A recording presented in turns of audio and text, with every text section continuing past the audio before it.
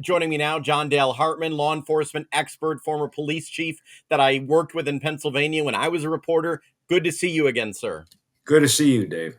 Yeah, Thanks. bad situation. We're talking about the really assassination of Charlie Kirk. I mean, there are levels upon levels upon levels. Yeah. And if you want to go to, okay, so what's the gold standard? You look at the way the president of the United States is being protected.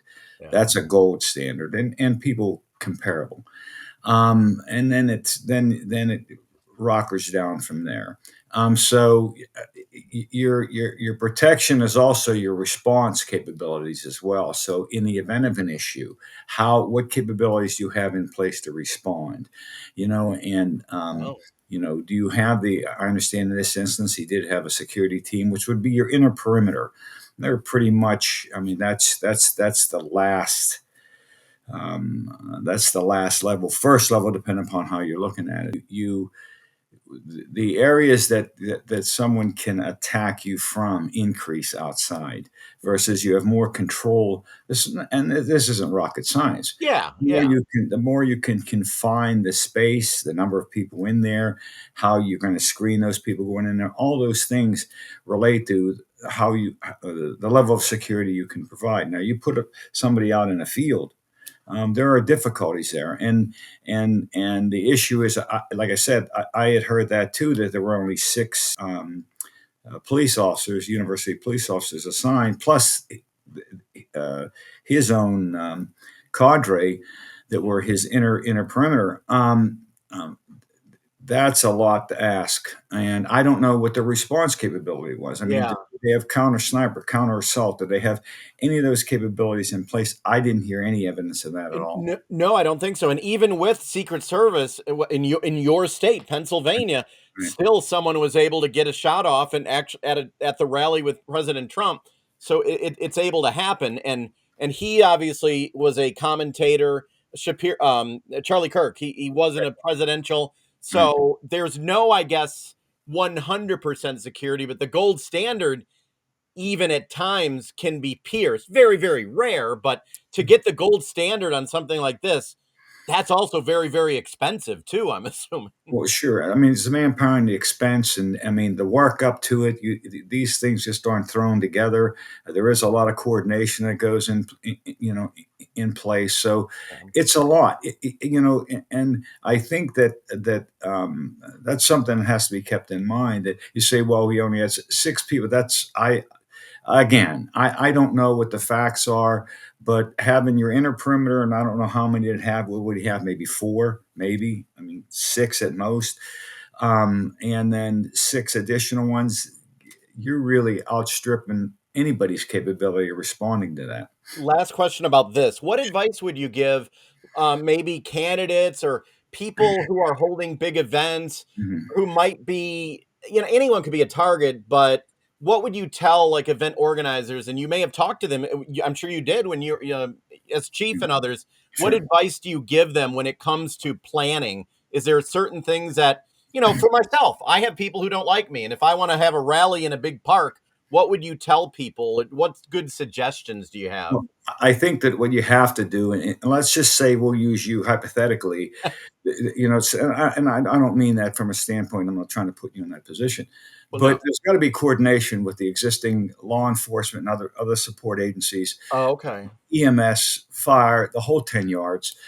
There has to be a coordination. There has to be communication with the 911 centers. You're going to have a command center on site. So when something like this does happen, there are things in place that I can tell you that the government does do well, and that's in incident response. So that all those things have to be covered. It is just a matter of someone walking out into a field and going on the stump, if you will. Yeah.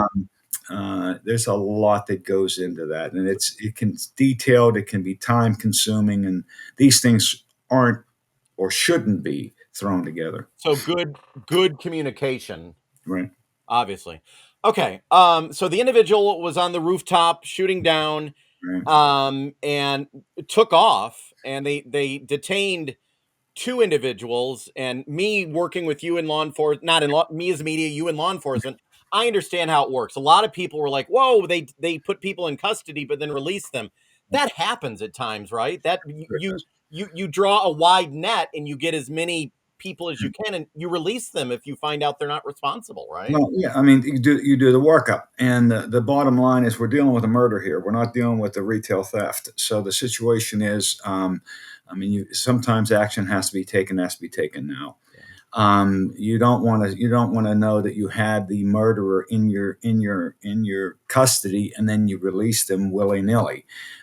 So there's a lot of legwork that goes into that. So that in itself really isn't saying anything. If it does say anything, and I think it's speaking to the level of effort that's going on in Utah right now. I Yeah. mean, they're really, I mean, everyone, law enforcement is bringing every tool that they have to bear on this incident, and that for your viewers, the people that are watching this, and they don't see what's going on behind the scenes. They don't No. see all of it. You did, Dave, because you were Well, there, yeah, and and you I think it have, was yeah, you. I don't interrupt, but one case it was you, I think, and there was right, a chase, there was something going on, and you actually behind the scenes, you're involved sometimes with I think it was US Marshals. I think hmm, like you were actively involved sure, and the information, I mean, and you would tell me I would know things and right, you couldn't release it, right. but that's because you don't want to ruin the case because there's people upset right now.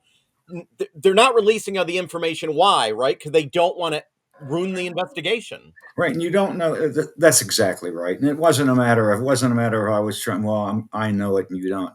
That isn't where law enforcement functions. In that case, and I know exactly what case you were talking about. I think we ultimately connected with the individual who was trying to get into Mexico.